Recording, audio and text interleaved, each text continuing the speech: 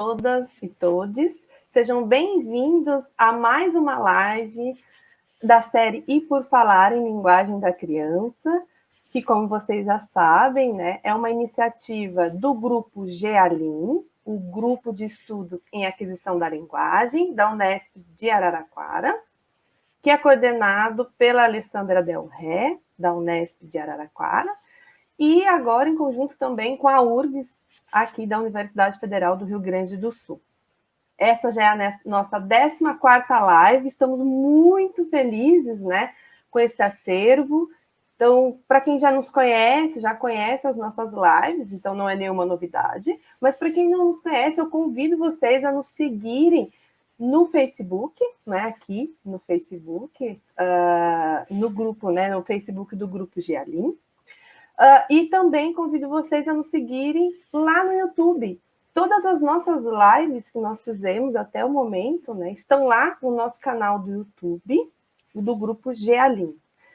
É um acervo bem interessante, né, que a gente vem fazendo, com várias propostas já, né, ao longo aí desse semestre, deste ano de 2020. E eu convido também vocês a nos seguirem no Instagram, onde a gente tem dicas, também divulgação de eventos e lives propostas pelos membros do grupo GEALIN. Então, fica aí o convite para todo mundo, né? E hoje a gente tem uma alegria imensa de falar com vocês sobre esse tema, né, com esse bate-papo, de contar com o auxílio das intérpretes e do intérprete, né? Eu já apresento os intérpretes para vocês daqui a pouquinho. Então, para a gente é muita alegria receber aqui esses convidados para falar sobre o tema aquisição da linguagem em diferentes contextos de surdez. Ao longo de todas as nossas lives, esse foi um tema muito solicitado, né? Muitas pessoas pediram, acho que é um tema extremamente importante e que a gente vem pouco a pouco trabalhando e se aprofundando. Então, a gente recebe 2 pesquisadores na área. Como vocês sabem, a proposta das nossas lives é de trazer as pesquisas realizadas dentro das universidades para o público mais amplo. Então, que fiquem à vontade para perguntar, para fazer questionamentos, né, para nos escrever, afinal a gente sempre aí deixa o nosso contato, então fiquem à vontade para entrar em contato também com o grupo. Bom, a live de hoje, que é um tema bem especial, ela também é proposta para pais, fonoaudiólogos, pessoas interessadas, linguistas, então é uma live bem... acredito que seja bem importante, né, para o contexto atual também, inclusive a gente vai falar um pouquinho até do contexto de pandemia. Bom, então eu vou apresentar primeiro, né, as intérpretes e o intérprete de hoje, agradecendo imensamente a presença dos intérpretes, que para nós é extremamente importante. Então, nós temos aqui a Amanda Rocha, né, que é intérprete da URGS, psicóloga, especialista em educação inclusiva, mestranda, e que, então, integra a equipe aqui, TIOS da URGS, né? Nós temos também a Kellen Munari Dolejal, que é bacharel em Letras Libras, mestrando em Estudos da Tradução aqui na URGS e também integra a equipe aqui, TIOS da URGS. Nós temos também a Maitê Mal da Silva, que é bacharel em Tradução, mestre em Estudos da Tradução e também integra aqui a equipe TIOS da URGS. E nós temos o Bruno Veloso, que é professor de Libras na IFBB, tem Letras Libras pela UFB, especialista em Educação Especial Inclusiva e atualmente estando também na UFR. Então, muito obrigada, né, aos intérpretes. E agora eu vou entrar, então, eu vou falar um pouquinho dos nossos convidados, já agradecendo em nome de todo o Grupo GEALIN, imensamente por terem aceitado o nosso convite, né? Para a gente é muito especial mesmo essa live. Então, vou começar apresentando a Ivani Fuselier. A Ivani, que é doutora em Ciência da Linguagem, professora pesquisadora na Universidade de Paris 8, na França, é membro do laboratório Estruturas Formais da Linguagem, CNRS, né, CNRS, Centros de Pesquisa Linguística das Línguas de Sinais, com foco, né, abordagens enunciativas, discursivas, literárias e sociolinguísticas, semiologia do corpo e de criações de linguagens corporais. Ela desenvolve paralelamente ensino de Hatha Yoga, depois ela me disse se eu estou falando certo, né? Adultos, crianças e com famílias, né? E danças circulares. É ativista e praticante em agroecologia, permacultura na França e também aqui no Brasil. Seja bem-vindo, Ivani. E muito obrigada, né, novamente, por estar aqui com a gente, batendo esse papo. Obrigada a você, Alessandra e ao Gealim. É uma honra estar com vocês. A honra é toda nossa, posso garantir. Muito obrigada. E eu também, então, convido agora o Edgleison Alcântara, que já conheço o Edgleison há muitos anos. Ele trabalha junto à Secretaria de Educação de Pernambuco, é intérprete e tradutor de Libras, e em relação a Libras, né, a propósito da Libras, foi através dela que ele manteve, né, e mantém ainda uma ligação com a comunidade surda desde 2004, quando, num desses acasos do destino, ele acabou estudando em uma sala de aula inclusiva durante o ensino médio. E aí, de lá para cá, já se passaram 16 anos. Vocês vão olhar para ele e vocês vão achar que é um menininho, que ele nasceu, né, já usando a Libras. Metade da sua vida, então, claro, já usa Libras, ele é um menino jovem. Ele fez graduação, né, em psicologia pela FAPIRI e o mestrado em psicologia cognitiva e graduação em letras Libras pela UFPE. Ele tem toda essa formação, mas ele também tem aí a formação em letras Libras, né? E aí veio também uma convicção. O conhecimento científico, ele deve ser acessível, pois a ciência deve estar a serviço da população e não a serviço dos vários tipos de exclusão social. Achei muito bonita, assim, essa fala do Ed, né? Além do trabalho e das pesquisas, ele divide seu tempo entre a família, os amigos e a literatura. E, finalmente, como bom nordestino, ele é super orgulhoso da frase, poxa, ama cuscuz. Portanto, se alguém aí tiver uma refeição e quiser convidar o Ed, ele está super, super animado, sempre está presente, especialmente se tem cuscuz. Adorei, seja bem-vindo, Ed. Obrigado pela apresentação, Ale. Não, Inclusive, coincidentemente, a camisa hoje está da cor do cuscuz. Pois é. Da cor do cuscuz. Eu queria agradecer o convite e dizer que estou muito feliz de estar aqui e que, assim, eu tô no céu, porque imagine só, a gente se conheceu em 2013 no ENAL, lá na UFPB, e desde lá eu sou fã de vocês. Aí chego hoje, estou aqui trabalhando com vocês. Mesmo que está no sonho. Então, obrigado, Ivani, pela participação. Queria agradecer demais a presença dos intérpretes, das intérpretes, enfim. Muito obrigado. E obrigado a todo mundo que está aqui assistindo. Eu agradeço também em nome do Gealim, porque eu represento aqui, na verdade, o grupo Gealim. Vocês já conhecem, né? As meninas, algumas que estão no back, outras que não, mas assim, agradecemos imensamente você e a Ivani, né, por terem aqui aceitado esse convite. Então, para a gente é uma grande alegria. E eu começo, então, perguntando para vocês o que é Libras, o que são línguas de sinais, né? Então, se vocês falarem um pouquinho, o que é a Libras, o que são línguas de sinais? Não sei se a Ivani quer começar, ou o Ed, Posso começar. Bom, que bom poder falar de línguas e sinais, né, em 2020, porque as línguas e sinais têm uma história muito bonita ao longo dos anos, das décadas, dos séculos, né? Mas as línguas e sinais hoje podem ser definidas, né, como as línguas faladas, praticadas, né, pelas diversas comunidades surdas do mundo. As línguas de sinais são faladas por surdos, né, os grandes criadores das línguas de sinais, mais por ouvintes também. Hoje, sobretudo que as línguas de sinais em alguns países, nem todos os países do mundo, mas um bom número, são reconhecidas pelo governo, né, formalmente, institucionalmente, né? Então, as línguas de sinais são línguas faladas pelo corpo, pelo canal visogestual. Eu estou falando em português, está sendo simultaneamente traduzido numa língua de sinais brasileira, Libras, né?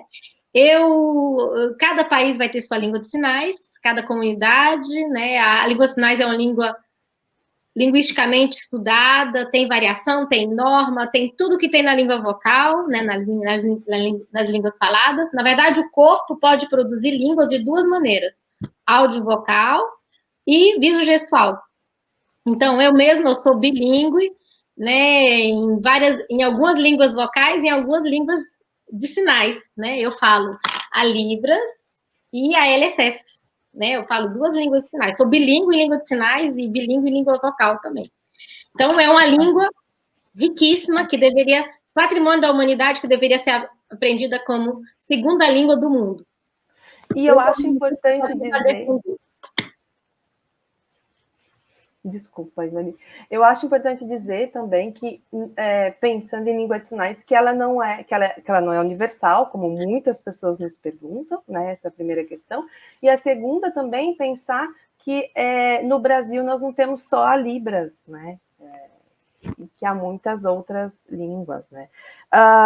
Então, pensando, a gente está olhando, né? Eu só queria enfatizar, porque eu acabei me esquecendo de enfatizar no início, tá?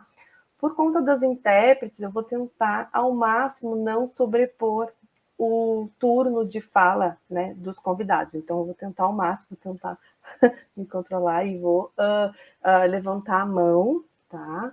Para respeitar um pouquinho o turno de fala dos convidados, porque nas outras lives a gente sempre, né, roubava. Então, eu vou tentar respeitar. Pode falar, Ed. Mas pegar a troca, né? A troca.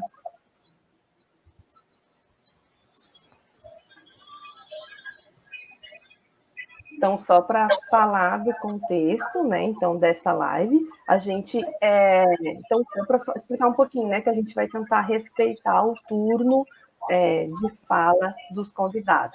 Pode falar, Ed.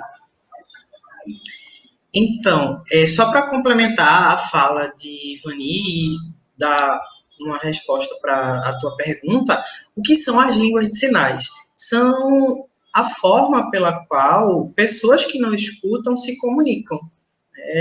As pessoas, em geral, acreditam ou acreditam, né, as línguas de sinais uma ideia de que é uma mímica ou de que não é uma língua, enfim.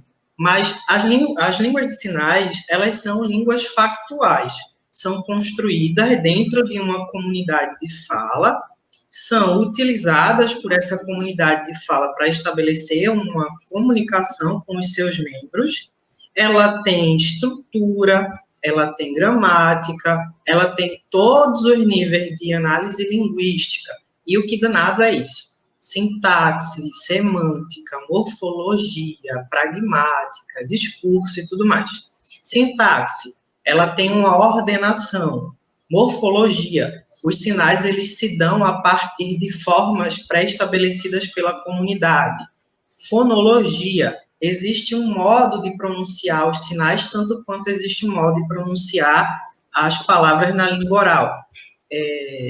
Pragmática, existe uma ligação da língua com o contexto. Semântica, os sinais eles mudam dependendo do sentido. Então, tanto quanto qualquer outra língua oral, as línguas de sinais são línguas de fato, são línguas naturalizadas para a comunidade de fala, no caso dos surdos, que a estão utilizando.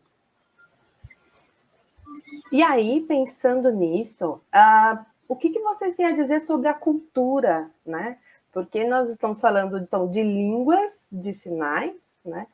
E a Ivani até adiantou, né? Ela tem já o francês, o português, a língua de sinais francesa, A língua de sinais brasileira, eu não sei se outras línguas de sinais, o Ed também, então tem o português e tem a língua de sinais e outras, né? Então, eu queria que vocês falassem um pouquinho da questão da cultura em relação a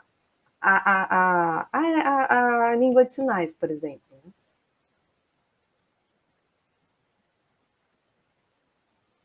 Ivani?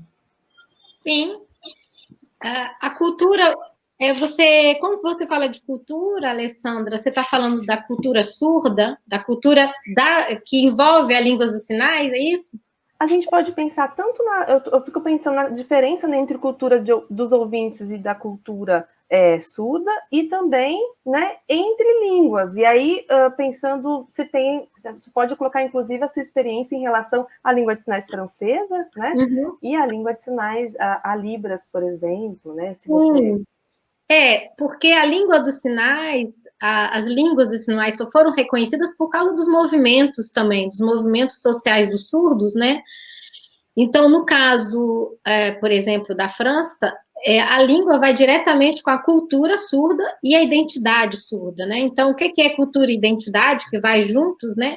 É uma cultura que reivindica que a maneira deles perceberem o mundo é diferente do mundo ouvinte, né? Então, é uma cultura visio-gestual. É uma cultura em que o corpo, ele é o motor da comunicação, o motor da criação, o motor da criação estética, né, dos teatros, da poesia, da literatura. Então, assim, a cultura surda é uma cultura visio-gestual. As piadas dos surdos são tipicamente deles, né? Inclusive tem ouvinte que se não conhece bem a língua de sinais, não vai conseguir entender, como a gente tem em todas as culturas, né? Eu mesmo passei uns 20 anos para entender o humor francês. Tinha gente que ria, passava horas indo a piada, eu ficava lá, não entendi nada.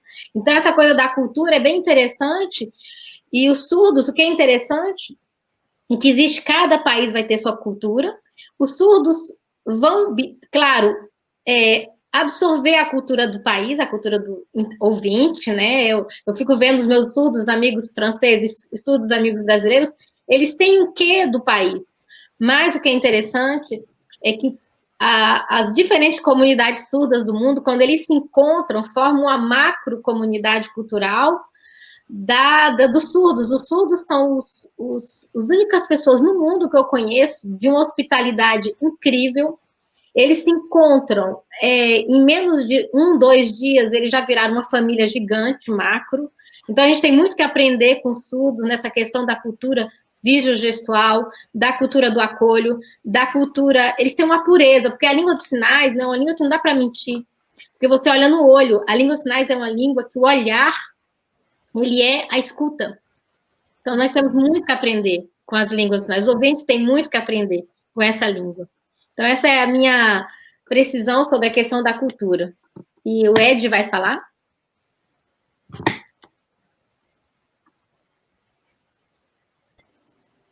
Então, é bom a gente, antes de pensar, né, como é que a língua se relaciona com a cultura, tentar entender o que é a cultura e poder delimitar, né, o tipo de relação que a cultura estabelece com a língua. Porque, de maneira geral, a gente pode entender cultura como um conjunto de costumes, né, e um conjunto de costumes que é socializado por uma comunidade. Isso a gente pode ver num plano nacional, num plano grupal, num plano regional. Então, assim, a cultura, na verdade, é o conjunto de costumes de determinada população para se identificarem entre si, né? Membros de uma determinada comunidade que se identificam. E eu acho muito bacana que, por conta dessa noção, a gente não pode mais, hoje em dia, nem falar de acultura, né? A gente tem que falar de culturas no plural. Então, você vai ter a cultura nacional, a cultura regional, as culturas locais e assim por diante. No caso da língua, ela é um instrumento privilegiado de relação com a cultura, porque através da língua, da fala, do discurso, seja ele sinalizado, seja ele oral, que boa parte dessa cultura é transmitida para as próximas gerações. Né? A cultura, ela tem o seu registro escrito, hoje em dia também, mas majoritariamente ela é transmitida através do discurso. E é por isso que, no que diz respeito à relação entre cultura e língua de sinais, essa associação ela é tão forte quando a gente pensa na comunidade surda. Por quê? Porque é através da língua de sinais que eles se reafirmam enquanto sujeitos e que eles se constituem como sujeitos de identidade surda, uma identidade que tá aí para ser positivada e não negativada como deficiente ou qualquer coisa do tipo. Eu queria pedir desculpa pelo pagode que está rolando aqui, mas é porque minha vizinha está tocando bem alto. Que ótimo, é bom. Eu queria, não sei se vocês querem passar os videozinhos agora, para a gente mostrar também para o público um pouquinho o que é, né, a língua de sinais, e aí depois a gente continua. O que vocês acham? Alessandra? Pode falar. Eu não sei como vai ser as questões das perguntas, eu vi que tem uma pergunta que chegou. Sim. Tem. Vocês preferem responder primeiro? A gente pode responder. Não, eu acho que é interessante, porque na hora que eu li a pergunta, eu já pensei justamente no vídeo. Então, seria bom começar já dessa pergunta para ir para o vídeo. Pode ser? Pode. Então, vou ler a pergunta para a intérprete, tá? Então, muitos acham que é da Rosângela Nogarini Laro, que é do grupo Gealim. Obrigada, Rô. Então, muitos acham que a língua de sinais se restringe a escrever palavras usando os sinais das letras. Mas é muito mais do que isso, não é mesmo? E aí eu acho que a gente pode, então, colocar os videozinhos. O que vocês acham para explicar? Eu queria, justo em relação a essa questão, porque é uma questão, assim, sempre vem, né? As pessoas que não conhecem o universo da surdez e vai ver assim, a questão da publicidade, né? O pessoal vai dar aqueles cartãozinhos e tem um alfabeto, né? E que, inclusive, quando muita coisa está mudando, mas quando vai chegando no interior do Brasil, inclusive a gente tem um trabalho há 5 anos numa ilha, lá no extremo norte do Pará, e essa ilha, a primeira vez chegou um assistente social lá, ouvinte, e a primeira coisa que ela fez foi levar um alfabeto manual, para botar na parede. Mas já havia uma língua sinal local. Inclusive, a gente já teve 3 teses de doutorado aqui na França sobre a descrição dessa língua de sinais falada numa ilha, Maiandeia, no extremo norte do Pará. O que é interessante é isso, é que essa visão, como está a pergunta, de que a língua de sinais é escrever a palavra com o alfabeto manual. Então, só para dar uma precisão bem clara, porque aqui na França a gente estuda a história da língua de sinais, né? E um fato muito interessante, se você vai na história, que a língua dos sinais brasileira, ela tem uma ligação com a língua dos sinais francesa. Mas quando a gente começa a estudar a história da educação do SUS na França, olha só uma viagem, né? Vou levar todo mundo lá para o século XVI. Vamos lá, bota aí rotação, vamos entrar no túnel, nem nos filmes, a gente vai lá para o século XVI. Aí o que aconteceu? Antes de educarem SUS, porque os SUS eram os dementes, né? Naquela época. Queimados, né? Crianças... Era bem interessante de estudar a questão da deficiência na Europa no século XV, XVI, XVII, porque já tem dados, né? E aí quem tomava conta era a igreja, né? Quem tomava conta do que era difícil, até hoje, né? Então, havia um padre, um monge, que trabalhava fazendo último, porque na igreja tem os sacramentos, né? O último sacramento é o sacramento da morte. Então, a pessoa tem que falar, né? Na tradição da igreja católica, tem que falar que se arrepende, que pede perdão, né? Tem que falar isso, aí o padre fala, tá bom, pode partir em paz. Aí o que acontece? Havia pessoas doentes, não estou falando de surdo, estou falando só de ouvinte, mundo ouvinte. Havia pessoas doentes que não conseguiam falar. Então, esse padre, que se chama Iebra, ele criou esse alfabeto aqui. Ou seja, quem criou esse alfabeto foi um ouvinte para usar para pessoas que não conseguiam falar na hora da morte. Essa é a história desse alfabeto manual, que depois outro padre, outro monge, que estava já começando a trabalhar com surdos da nobreza espanhola, encontrou ele e falou, pô, que legal, me empresta isso aí que eu acho que eu vou usar com surdos, justamente para escrever palavras. Mas a língua dos sinais, tanto é que o alfabeto manual não veio da língua dos sinais. Então, a língua dos sinais é uma língua que não... Essa visão é uma visão do ouvinte que não conhece o mundo, mas a língua dos sinais é uma língua que vem de dentro, do corpo, que antes de criar um sinal lexical que vai aparecer com a palavra, ela vai ter milhões de mecanismos linguísticos, milhões de estratégias para criar o significado e o sentido, tá? Então, aí vamos colocar o vídeo. A gente pode colocar o vídeo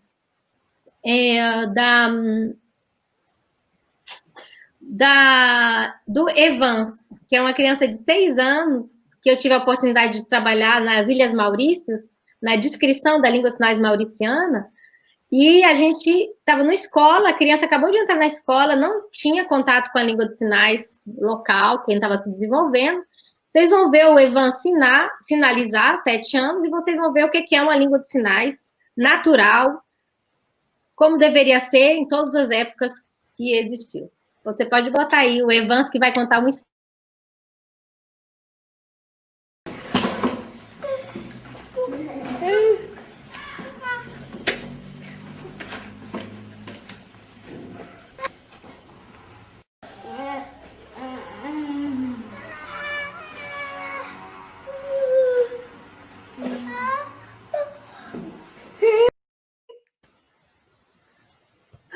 Que graça.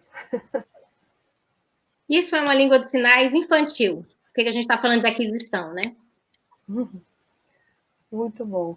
Eu acho que fica, eu sempre aprendo muito e eu acho que é muito bom desmistificar um pouco essa ideia, né? Que muita gente fala, eu estou aprendendo língua de sinais e aí fica no alfabeto manual ou ainda sinal por sinal, né? Então tem toda essa questão.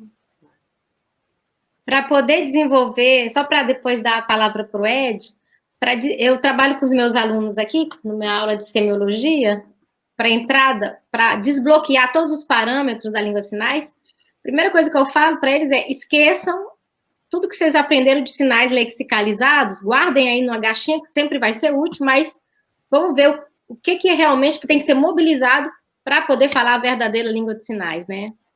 Então, assim, é muita coisa a ser descoberta nos mecanismos corporais. Ed?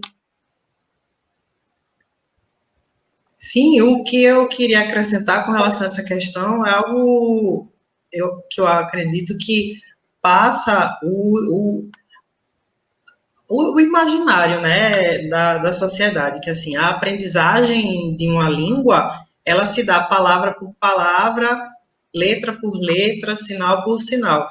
Então, eu acredito que essa visão de que a língua de sinais, ela começa com o alfabeto manual, do mesmo jeito que na escola se começa com o alfabeto, né, em português ou em qualquer outra língua, está muito arraigada, está muito enraizada, né, numa ideia de ensino que já está caduco, sabe? Que já não serve mais. Que é uma ideia de ensino que não leva em consideração a realidade social, é uma ideia de ensino que não leva em consideração o contexto regional em que as crianças estão inseridas.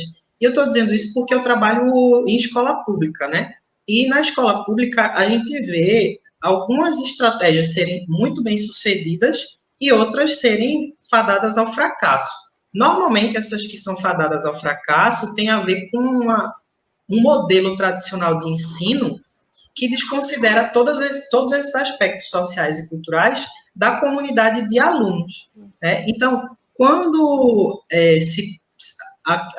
surge essa questão, a língua de sinais equivale ao alfabeto digital, ela é uma questão que não está ligada necessariamente e só com as línguas de sinais, está ligada com a ideia geral de ensino de língua. Né? E para responder assim de maneira precisa, não, as línguas de sinais elas não se limitam ao alfabeto digital. O alfabeto digital é só um recurso utilizado quando não existe um sinal ou quando a pessoa não conhece o sinal, né? Normalmente é para nome de pessoa e nome de lugar, né? A gente sinaliza o nome de alguém ou o nome de algum lugar quando a gente desconhece ou quando de fato não existe um sinal para aquilo. E a ideia de aprender uma língua de sinais, tanto quanto aprender qualquer outra língua, é você aprender ela no uso, no contexto, na necessidade. Né? Quanto mais você precisa daquele sinal, ou daquela palavra, ou daquela frase, mais aquilo faz sentido e mais você consegue, por um processo de memorização, passar para o discurso. Eu quero só aproveitar, então, e pedir que vocês, assim, antes da gente entrar na questão do corpo, que eu acho fundamental, né, que a gente já está colocando aqui, mas que a gente vai enfatizar, e também a questão da prosódia, eu queria que vocês falassem um pouquinho, então, desse percurso de vocês com a língua de sinais, com que vocês vêm trabalhando, então, esse percurso de vocês com a língua de sinais.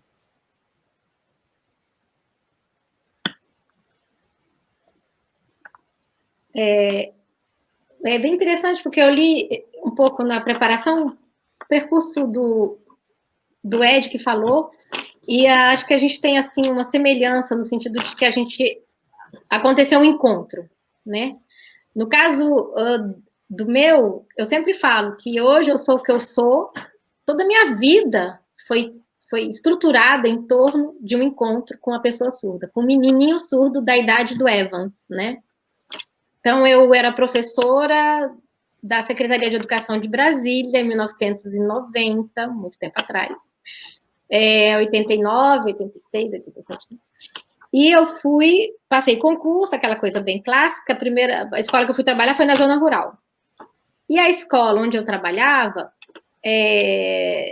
afastada, havia um aluno surdo perdido. Colocar o contexto, né? Na época, não existia a língua de sinais, reconhecimento, era assim a pré-história mesmo. E eu trabalhava numa sala de inclusiva, integração, já com crianças ouvintes com dificuldade de aprendizado, né? A gente chamava na época DM, DV, DA, né? Deficiência visual, auditiva. E eu já tinha um grupinho de crianças com DM. E aí havia essa criança surda na escola que não avançava, estava lá na sala e que estava rodando ali. E pediram para eu ficar com ele. Mas eu já trabalhava com crianças de dificuldade. Aí eu lembro muito bem, eu falei, como que eu vou comunicar com ele? Aí veio a questão que é estudada pelos sociólogos, já desde os anos 70, eu me senti deficiente. Quando eu fui colocada assim para trabalhar com a criança, eu falei, mas como é que eu vou comunicar com ele? Eu vi o meu limite, eu não vi o limite dele. Aí eu sei que essa criança veio para minha classe, ele se chama Jefferson, hoje nós somos amigos no Facebook, ele tem mais de 30 anos, mora no Ceará, Ibiapina, meu sonho é de encontrar com ele. E o Jefferson, o sinal dele é esse aqui, na época, não sei se ele mudou, o Jefferson era uma criança como Evans, era uma criança completamente espontânea, criativa, narradora. Então, assim, a primeira língua de sinais que eu aprendi foi a língua de sinais desse menininho que virou rapazinho. Nós trabalhamos 5 anos juntos. E pelo fato de eu ter começado com ele, eu trabalhava em zona rural, era o início do desenvolvimento da educação especial, salas inclusivas, era bem o início. Aí eu comecei a participar de reuniões, fui fazer curso de Libras, só que eu já sinalizava muito bem. Aí as pessoas, coordenadores, falaram assim, nossa, mas você já fala muito bem a língua de sinais, você tem que trabalhar em sala de recurso.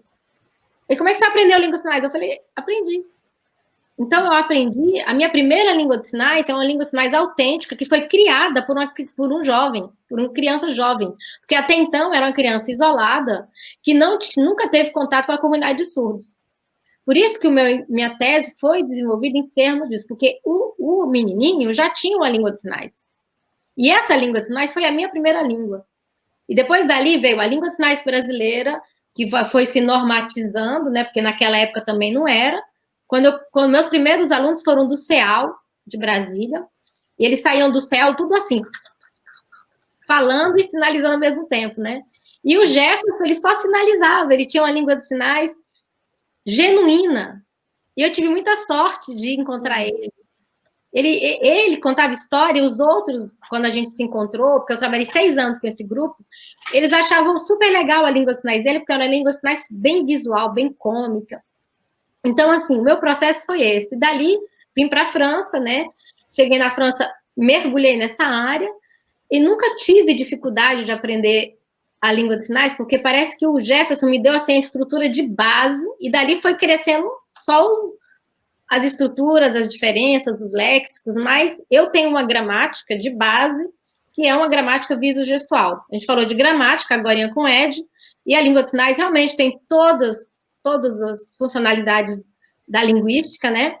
E só que a gramática da língua de sinais, que é difícil para o ouvinte pensar, é uma gramática visogestual, quadridimensional, e o espaço, ele faz parte da gramática. É uma coisa que não dá para imaginar. Então, enquanto você fica aprendendo sinal com sinal com sinal, você está fazendo o que a gente chama a língua falada, vocal sinalizada.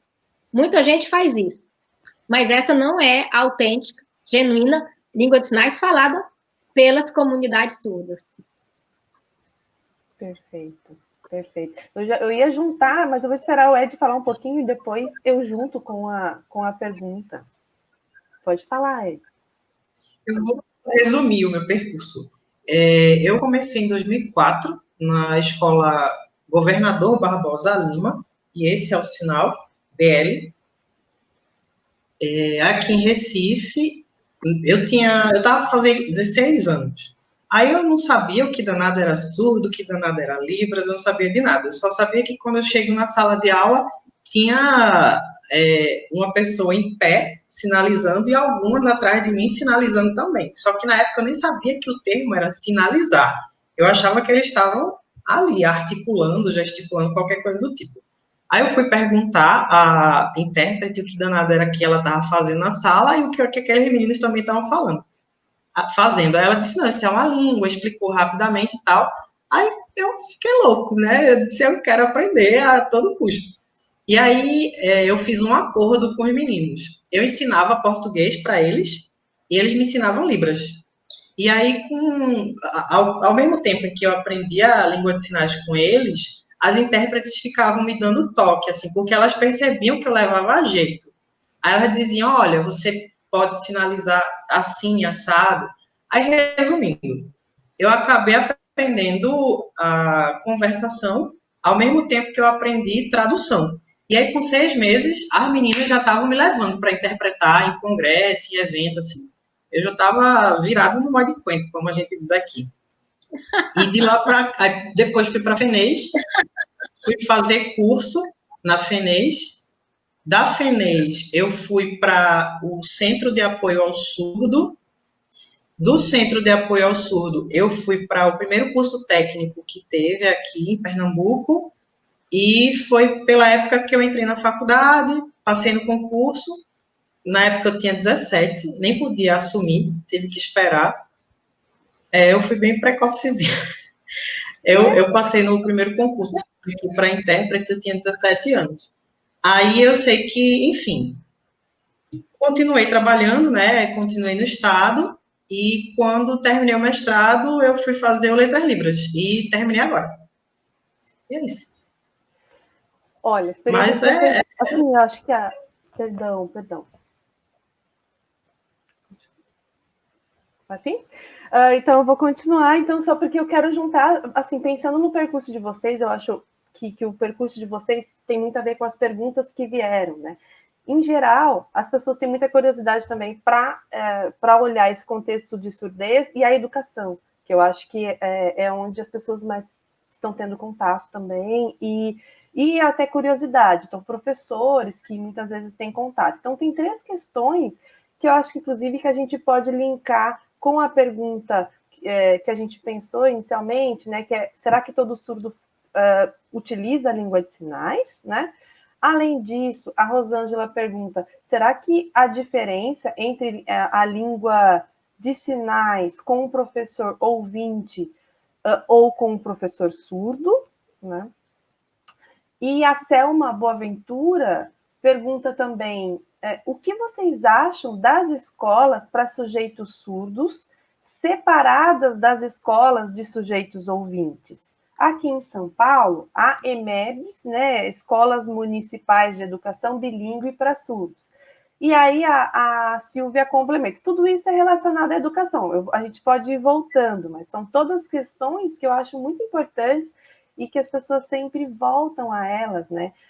Porque a Silvia pergunta, como professora, já trabalhei com alunos surdos, que na rede estadual de ensino do estado de São Paulo tem agora direito ao professor tradutor, que é diferente da pergunta da Selma, que são alunos separados, né? Alunos surdos separados dos ouvintes. E aqui, tradutor. No entanto, nem sempre a inclusão acontece de fato, porque o próprio aluno surdo, além dos demais professores e outros alunos, não conhecem Libras. Que sugestões vocês dariam para um trabalho mais inclusivo neste contexto? Aí a gente juntou as 3 perguntas, né, mais relacionadas à educação, e a gente pode ir tentando responder, né, um pouco essa pergunta. Vou colocar só uns elementos assim para criar essa ponte, né, entre esses 2 países que estão ligados, né, a França e o Brasil estão ligados na questão da educação do surdo, da língua de sinais, que tem essa história, o INES, né, foi fundado por um surdo francês. Então, assim, aqui há bastante estudos, diálogos sobre essa questão dos diferentes sistemas de educação, né? O primeiro sistema foi realmente institucional, Instituto para Surdos, né? Como o INES, bota todos os surdos juntos, e dali, inclusive o Abad DLP, que o sinal é esse aqui, na BDP, que foi esse padre, né, que criou no século XVII, XVII, XVIII, o Instituto Nacional de Jovens Surdos, INGS de Paris, esse sinal aqui, Saint-Jacques. E o INGS de Paris foi isso, né? E como que esse padre teve essa ideia? Ele batia de casa em casa para levar a palavra de Deus, antes de criar tudo isso, e ele encontrou uma família onde havia 2 meninas surdas, crianças, e que estavam costurando no canto lá e estavam conversando em língua de sinais. E o padre falou, mas o que está acontecendo? O que elas têm? Que doença é essa? Era assim, né? Aí a mãe falou, elas são assim, é a maneira que elas conversam, né? Aí o Abbé de Lepé teve um raio que abriu na cabeça dele e ele falou, ele pensou, se botar todas as jovens, crianças com a mesma doença, era assim que falava, né? Eles vão criar uma língua corporal que a partir dessa língua a gente vai poder explicar as coisas para ele. Então a história é muito bonita, assim, o raio que teve, né? Que abriu, e foi dali que ele foi uma pessoa incrível, né? Que ele foi a primeira pessoa naquela época que tentou dar uma educação para os filhos das pessoas modestas. Isso é uma coisa muito forte que a BDP fez, porque senão só quem teria educação na época eram os filhos de nobres, né? E o Abba de Lepé, ele teve essa ideia de educar os filhos dos pobres, dos modestos, né, da classe dos trabalhadores. E foi assim que tudo começou. Só que o ABLP se perdeu no meio do caminho, porque quando os surdos vieram, aí foi sinal e cor para tudo quanto foi lado, aí foi perdendo o controle. Aí ele falou, não, meu Deus, tem que dar um jeito, como é que eles vão aprender a escrever? Aí foi que ele criou os sinais metódicos, que foi uma catástrofe. Mas funcionou, para o que ele queria mostrar para a sociedade da época, que era o francês sinalizado, ainda com sinais da gramática dentro. Foi assim, o francês sinalizado do La Belle Épée, a coisa assim, mais incrível que ele pode ter inventado na época. Que era um método de ensino, que foi um fracasso. Então, quando é que deu certo? Só deu certo quando os próprios alunos foram crescendo, isso assim, ao longo das décadas, e os alunos foram virando professores. Ali foi começando a dar certo. Tanto é que, no final do século XIX, foi uma coisa muito bonita, porque havia uma educação antes do Congresso de Milão, que teve um congresso que acabou com tudo. Mas antes havia professor, eles tinham o título de professor, né? De sala de aula, dava aula. Tanto é que o Laurent Clerc, que era um aluno professor da época, não, professor já, ele que partiu para os Estados Unidos para fundar o Gallaudet, que hoje é a única universidade de estudos no mundo. Então, assim, havia coisas incríveis que aconteciam quando o surdo era professor, quando o surdo era reconhecido. Então, eu acho assim, mesmo aqui na França, a gente está super atrasado ainda, porque hoje o número de professores surdos que tem direito a virar professor aqui, só quem dá aula de línguas de sinais são surdos. Inclusive, os surdos daqui, eles não gostam que os ouvintes deem aula de sinais. Porque já o surdo não tem direito de dar aula de nada. Ele não pode ser professor de matemática, ele não pode ser professor de geografia, ele não pode, porque existe o bloqueio institucional. Entendeu? Então, há experiências aqui, desde os anos 80, 1980, de classes inclusivas, dentro de escolas regulares. É um movimento que se chamou Duas Línguas para uma Educação. O sinal é esse aqui, Duas Línguas para a Educação. Que eles não focalizaram na surdez, na deficiência, mas focalizaram no bilinguismo. Os surdos são capazes de aprender o conteúdo, os conhecimentos, através da língua de sinais e da escrita. Então, há esse movimento, houve alunos que saíram desse movimento super bilíngues. Então, o foco mudou de foco, é questão de mudar de foco. De sair da deficiência e ir para o bilinguismo. Né? Então, eu acho assim, que enquanto a gente, na educação, focar na deficiência, focar na falta de alguma coisa, vai ser esse eterno vai ser. Então, a gente tem que ir para o bilinguismo, as línguas são reconhecidas, são. Então, como é que faz para trabalhar numa escola, ou para trabalhar numa escola regular, ou numa escola pública ou privada, os professores têm que ser bilíngues. Surdo ouvinte, tem que ser bilíngue. Língua de sinais, escrita, né? É o que está acontecendo aqui na França, mas é uma coisa que vai e volta, vai e volta. Então, é o que eu tenho a dizer. Acho que aqui no Rio Grande do Sul também, né, tem escolas bilíngues, mas essa não é uma realidade do Brasil ainda também, Vani. Acho que a gente está um pouco longe, né? É um pouco... o surdo vem reivindicando, né? Acho que a gente pode... Depois tem mais uma pergunta, até mais específica sobre isso, mas eu acho que a gente pode pensar mesmo, olhar para esse contexto, e aí pensar também em aquisição, só para a gente retomar um pouquinho. Quer falar, Ed? Pode falar, perdão.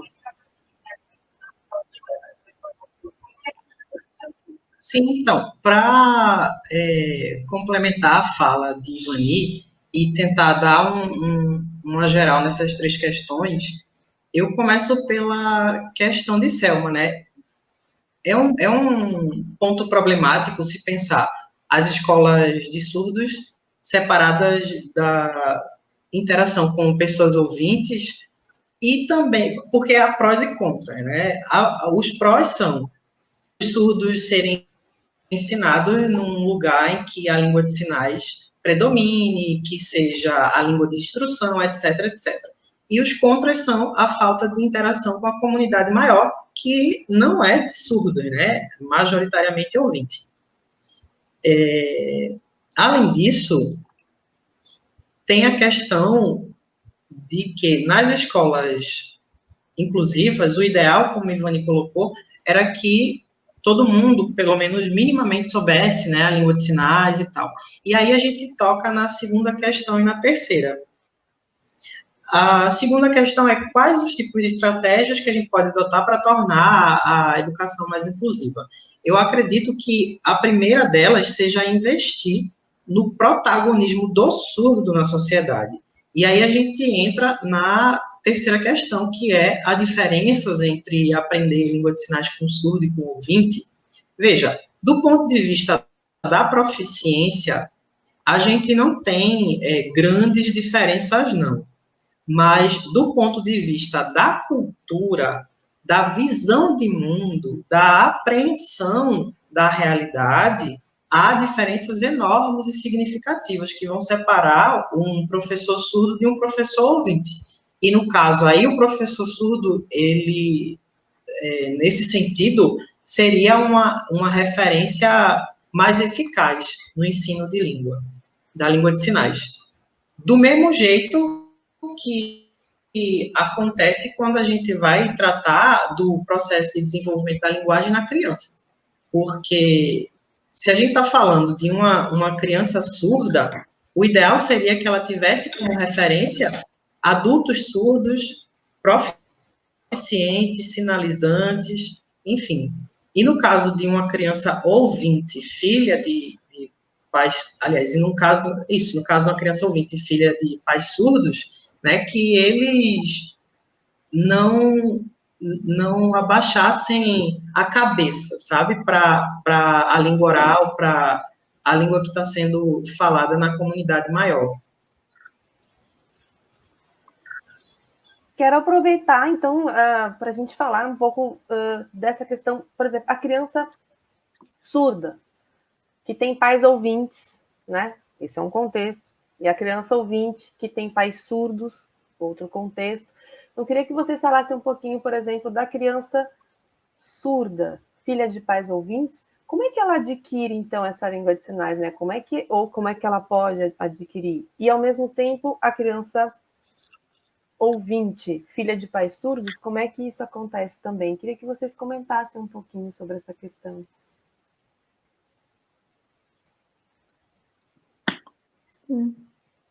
Eu vou, então, começar.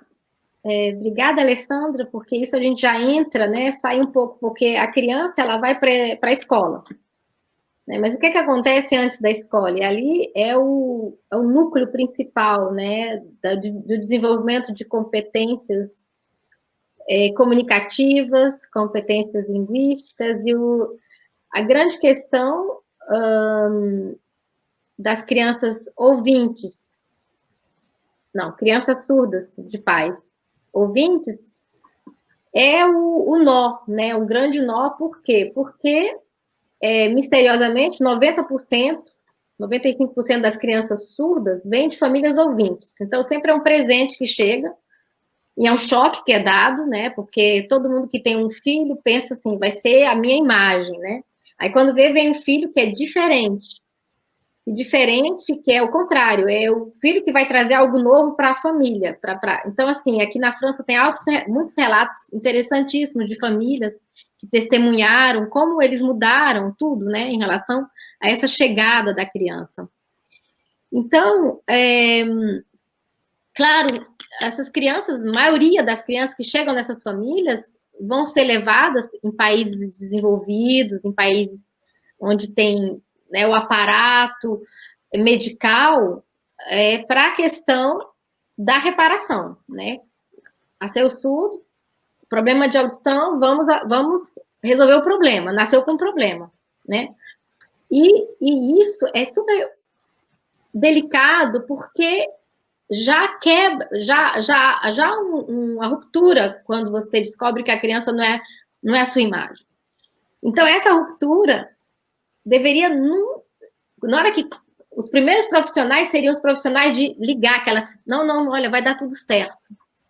E não falar, olha, tipo assim, de tirar de longe, levar ele para se tornar um aparelhado. Bom, isso a gente conheceu.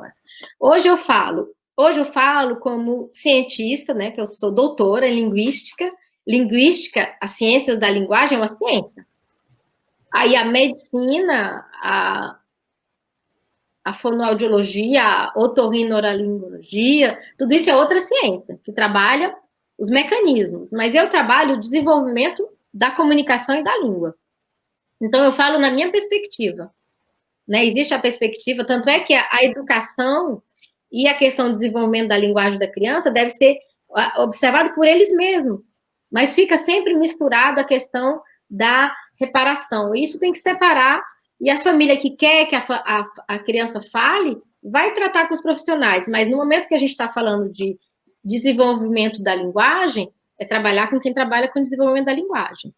Então, os estudos sobre as línguas de sinais infantis, quer dizer, como que a criança, que é o estudo do desenvolvimento da língua, que é todo o trabalho que vocês fazem, né? Ele é um estudo ainda recente, mesmo que teve vários estudos nos anos 70, 80, 90, né? Tem equipes na Universidade de Chicago que foram pioneiríssimas, que fizeram corpus longitudinal com crianças, né? Foram seguindo para ver como que aquela língua ia se desenvolvendo. Coisa mágica, tem esses estudos aí que ninguém fala, aqui a gente fala porque a gente estudou, mas tem que ir atrás dessa galera que trabalhava já nos anos 70, 80, né? Sobre essas questões. Então, a questão de trabalhar o desenvolvimento da língua de sinais da criança ouvinte, criança surda de família ouvinte, é bem interessante, porque como é que é o contexto? Muitas delas estão expostas só pela voz, né? O que é que acontece com o corpo? O que acontece? Então, na hora que chega uma criança surda numa família ouvinte, a gente tem que ser um trabalho com a família toda, Não falar, olha, a criança tem um problema, vai resolver. Não, vocês vão aprender algo incrível. E trazer a família para o corpo. Porque a gente está voltando, daqui a pouco a gente vai entrar no corpo, essa questão, porque o corpo, ele fala naturalmente desde o início. Então, a criança que tem a possibilidade de desenvolver em casa algo com a família ouvinte, e a família vai entrando devagarzinho, porque a família também leva um choque de saber que é surdo, que tem uma língua de sinais, mas que aquela língua de sinais é uma língua estrangeira para eles. E dá medo de aprender, porque é muito rápido tudo, né? Então, tem que vir nas bases mesmo. Tanto é que aqui na França tem uma reflexão sobre qual língua de sinais dar para os pais que têm criança pequenininha. Não é a língua de sinais lexicalizada, milhões, acadêmica, formal, não é essa língua. Tem que ser outra língua, a língua da criança, a língua emergencial, a língua para brincar, a língua para contar, a língua para poder conversar em casa, aquelas coisinhas bobas, vai dormir, vai fazer isso, vamos ler uma historinha, vamos fazer, entendeu? Então, isso é uma didática, inclusive a gente está trabalhando sobre a construção de um manual, uma gramática de base para os pais de crianças ouvintes mesmo, não, de crianças surdas, pais ouvintes de crianças surdas. Um manual, assim, de emergência, o que é que precisa no primeiro ano, para depois, lá na frente, ele vai aprender. Teve uma pergunta sobre a questão das línguas formais e informais, né? Porque há uma língua natural de base, e é essa língua natural que tem que ser dada, para depois vir acrescentando tudo que vai vir, né? Porque a língua de sinais, ela cresceu muito, muito bonita, acadêmica, todo mundo hoje fala que muitos sinais, criação de sinal, mas a família, ela não precisa dessa língua no início, no primeiro e no segundo ano. Ela precisa de brincar com o corpo, né? Se o Ed quer falar, depois a gente pode botar um dos videozinhos de uma família ouvinte, toda ouvinte, até a criança ouvinte, que eles estão brincando com o corpo. Eu sempre vejo esse vídeo, né? Depois vai passar. Vamos deixar o Ed falar.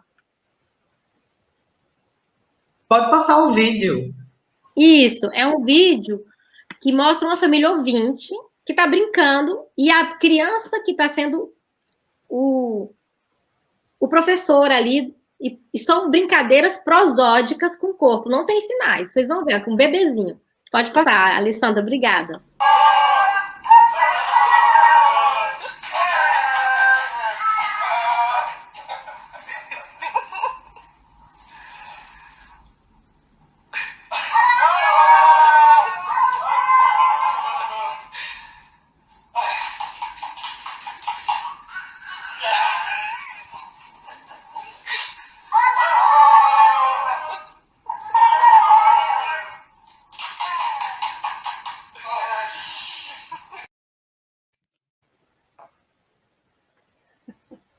Comentando esse vídeo, é um vídeo muito esclarecedor e muito revelador do lugar que nós temos que ter também diante de uma criança ouvinte ou surda, né? Se colocar no tamanho dela, né?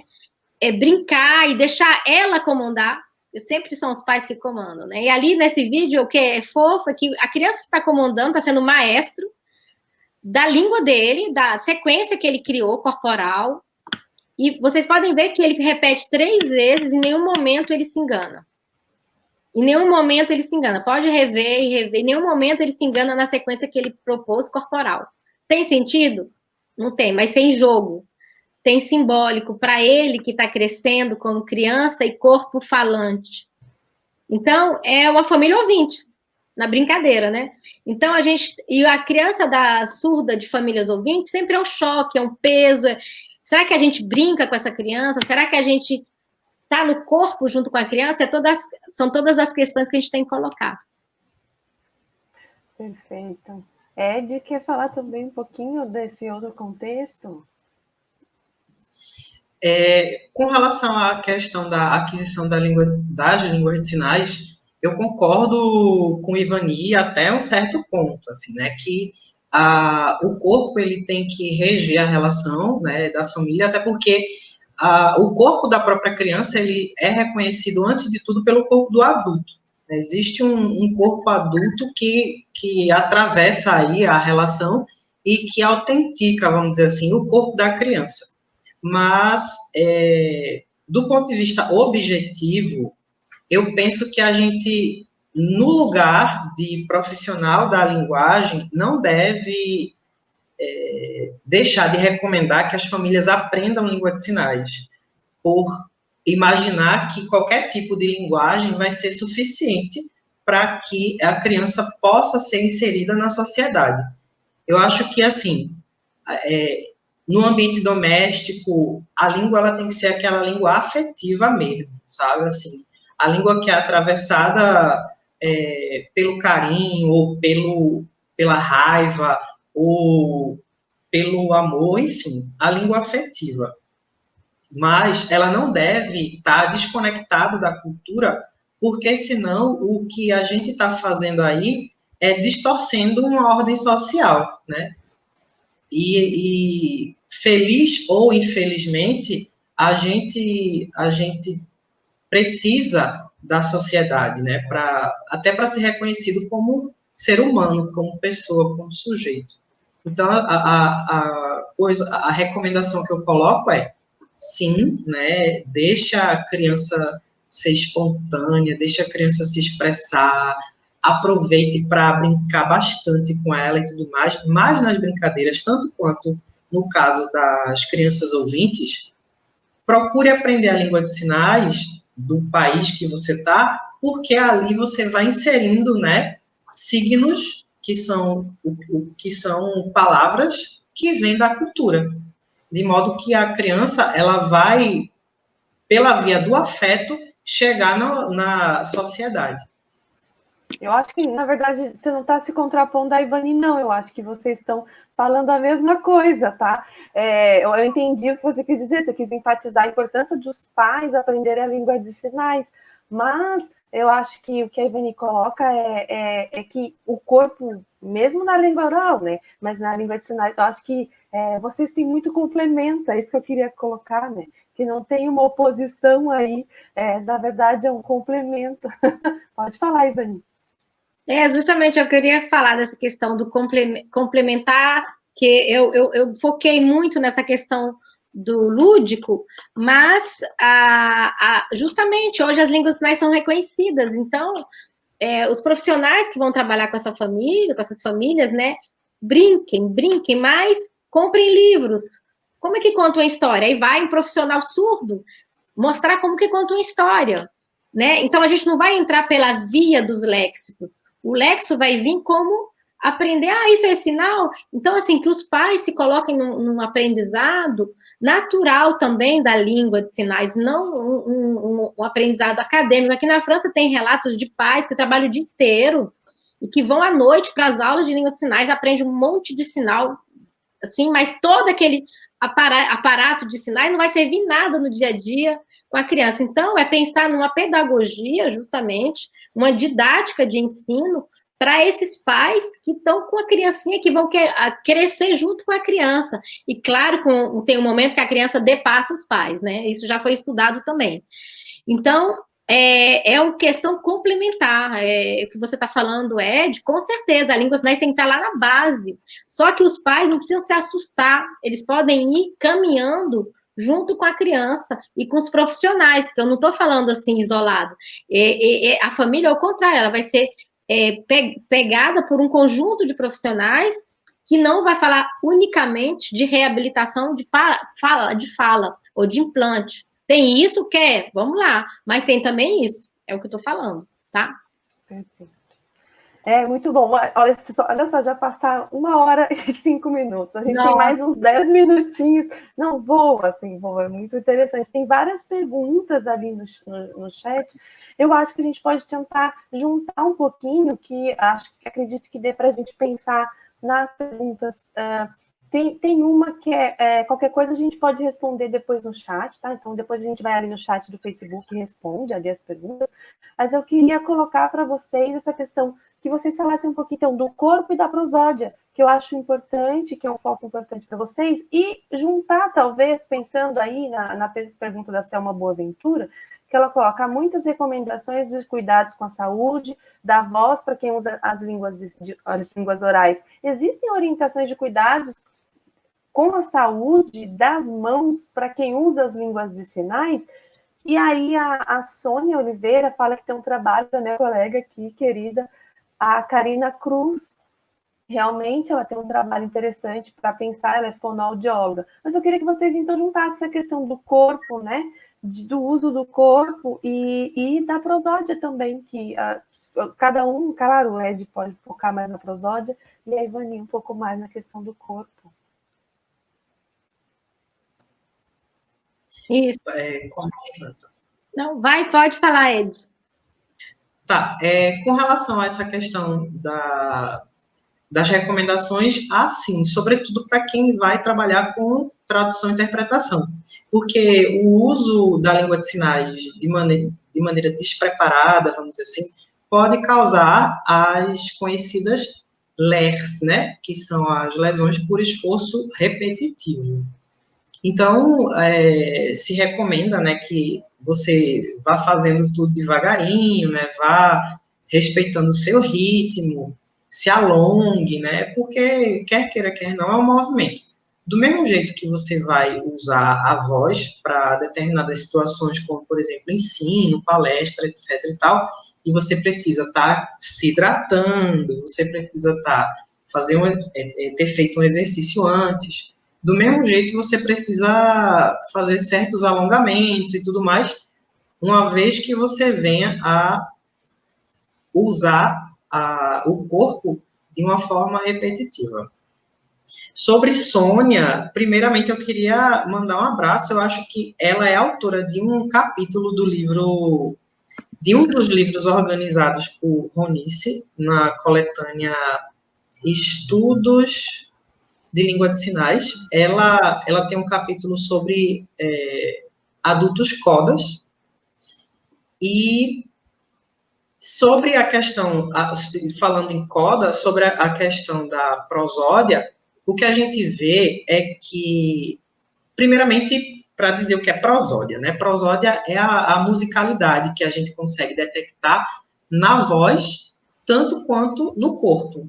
Digamos, tem pessoas que falam mais rápido, tem pessoas que falam mais alto, tem pessoas que têm uma voz mais grave, outras uma voz mais aguda. Isso é prosódia. Do mesmo jeito nas línguas de sinais, você vai ver gente que sinaliza de uma forma mais ampla, outros que sinalizam de uma forma mais contida, alguns que sinalizam super rápido, e outros mais devagar, etc. e tal. Então, é a musicalidade da expressão linguística, seja ela na modalidade vocal, seja ela na modalidade visoespacial. Com relação a, especificamente, o processo de aquisição das crianças, no caso do grupo com o qual eu trabalho, né, os bebês e as crianças codas, a gente vê que eles usam essas duas modalidades de prosódia para aprender a falar e de uma forma muito peculiar, porque dependendo do contexto em que eles estejam, maioria ouvinte ou maioria surda, eles ajustam a forma de expressar a fala para atender aquele público. E, para finalizar, né, que a prosódia, dentro do contexto de aquisição, ela atua como uma espécie de ponte, né, sobretudo quando a gente está falando de uma fase muito precoce, no caso dos bebezinhos, porque eles não sabem falar, mas eles já estão na língua, né? Eles conseguem, por meio se for surdo, por meio da sua sinalização, demonstrar que eles estão com raiva, que eles estão felizes, né? Tanto quanto o bebê ouvinte pode fazer isso por meio da voz. No caso do bebê e da criança coda, ele faz isso usando as duas modalidades, em geral, ao mesmo tempo. Né? Muito bom. Ivani? Isso. Não, a questão da prosódia, como ele definiu, Ed, né? Essa questão mesmo do musicalidade corporal, né? Em termos de ritmo, em termos de parâmetros. Então, quais são os nós, como linguistas, né? Estudamos a estrutura, o esqueleto da língua de sinais. E hoje, nos modelos teóricos com os quais nós trabalhamos aqui na França, a gente trabalha com 8 parâmetros corporais que constituem a língua de sinais, né? E esses 8 parâmetros, existem 4 manuais e 4 não manuais. E são nos parâmetros não manuais onde nós vamos estudar a questão da emergência, né, do uso da metrificação, que a gente pode falar, da prosódia, e o parâmetro mais importante, tanto manual quanto não manual, é o movimento. O movimento é um parâmetro extremamente prosódico na língua de sinais, porque a gente pode fazer um movimento, a gente pode fazer ele bem devagar, a gente pode dar efeito, tanto é que hoje na literatura surda, o movimento, ele é o parâmetro rei, né?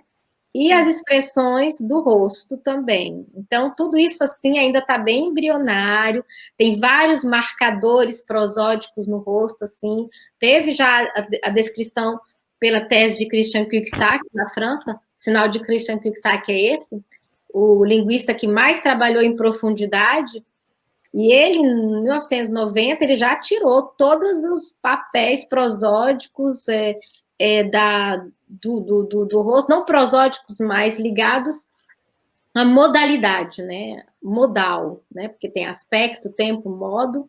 Então, assim, teve análises linguísticas já bem aprofundadas. Então, o movimento e as expressões do rosto são assim, e não somente isso, o corpo também, o busto, os ombros. Então, assim, são vários parâmetros onde de um sinal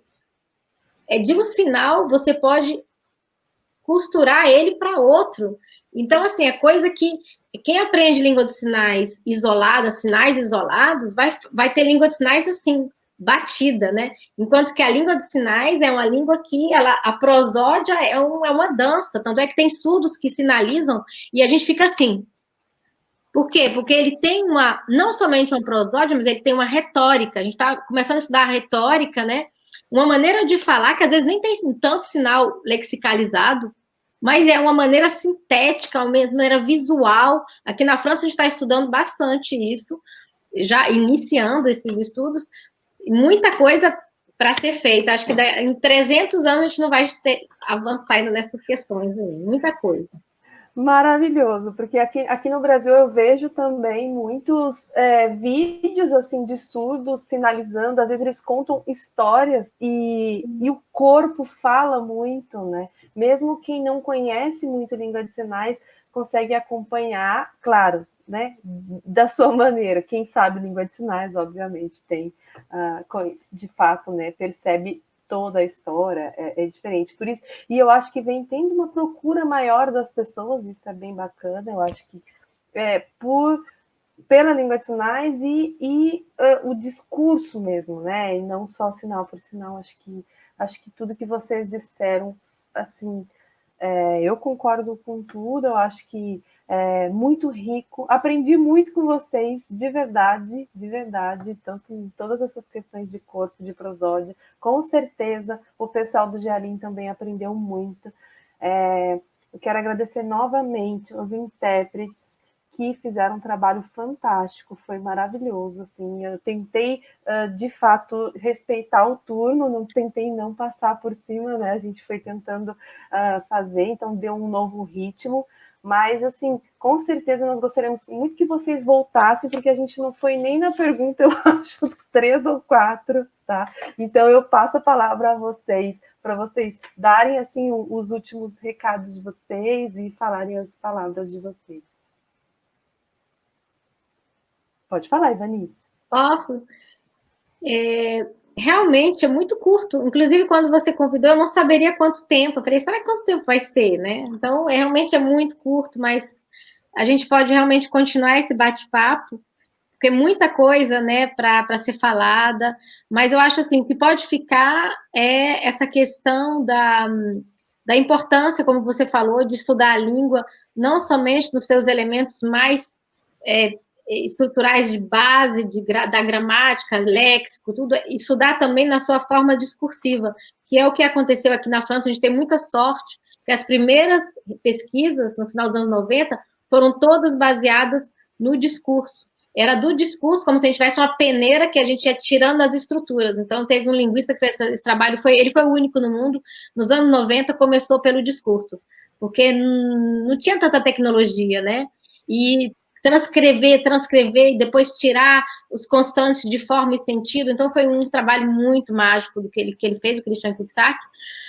E é exatamente por isso que a gente hoje sabe que o corpo é o aparelho que produz os sinais e os sinais que mostram. Em línguas de sinais a gente tem a iconicidade que permite estar mostrando, mas isso é assim, merece uma live inteira. Para terminar, Alessandra, eu proponho, se for possível, tem 1 minuto e meio, de deixar esse vídeo que foi feito, que aqui na França está se fazendo os vídeos longitudinais, né, seguindo criança, e tem um projeto bonito de sinais em família, do equipe aqui, até da Alia Morgenstern, que trabalha com a Alessandra, e fizeram um corpus muito bonito nas famílias. Aí seria interessante de ver como é que o surdo nas famílias, surdo ou ouvinte de família surda, né? Então tem vários, só para dar um banho, tá? Para terminar. Eu faço essa sugestão. Muito obrigada mesmo. Não, eu que agradeço. Acho que eu passo a palavra para o Ed e a gente termina com o videozinho, então pode ser? Eu queria só dizer para o Luciano, a gente vai responder pessoalmente, acho que a gente vai escrever a pergunta, pode ser? Porque o Luciano tem uma pergunta e ele está pedindo para a gente, de fato, responder, que a gente não tem muito tempo mais, mas ele estava falando ali do PN, ele quer muito que você responda, Ivani, sobre o PNE, não sei se você... sobre a suspensão, né, que ele suspendeu, sobre essa questão da educação inclusiva e se não seria prejudicial à educação. A gente pode responder ali depois, né? O que você acha? A gente responder depois, aí responder ali no chat. O Ed pode também agora, de repente, botar alguns elementos? Primeiro, eu queria agradecer mais uma vez o convite e a participação. Além de tudo, o trabalho maravilhoso das meninas que fizeram a interpretação. Com relação à questão de Luciano, eu acho que a própria pergunta dele já tem a resposta, né? Porque ele traz um posicionamento, né, na pergunta, né? Então, eu particularmente acho que até deixei isso implícito quando falei sobre a proposta de educação inclusiva, né, que Selma perguntou, que não tenho, assim, como dar um veredito, se é bom ou se é ruim, se é positivo, se é negativo. Eu acredito que existem indivíduos e acredito que esses indivíduos, eles sabem o que é melhor para si, né? No sentido de se ajustarem melhor a um modelo ou a outro. Eu acredito que pode haver, né, as propostas podem existir, e aí as famílias com as crianças, ou até os adultos mesmo, escolhem, né, qual modelo de educação seguir. Eu acho que, vivendo numa democracia, essa talvez seria a solução mais eficaz. A gente pode depois, então, fazer um videozinho ou qualquer coisa, bem curtinho, qualquer coisa, para vocês falarem algumas perguntas que ficaram aqui no chat, todas as perguntas que ficarem, tá bom? Mas eu queria, então, agradecer novamente a todos vocês. Foi muito, muito, muito bom. Acho que a gente aprendeu muito. Tem vários comentários agradecendo também a vocês, né? A gente já passou um pouquinho do tempo, mas a gente vai colocar, então, um videozinho para terminar agradecendo novamente a todos os intérpretes e você, Ivani, e você, Ed. Então, muito obrigada.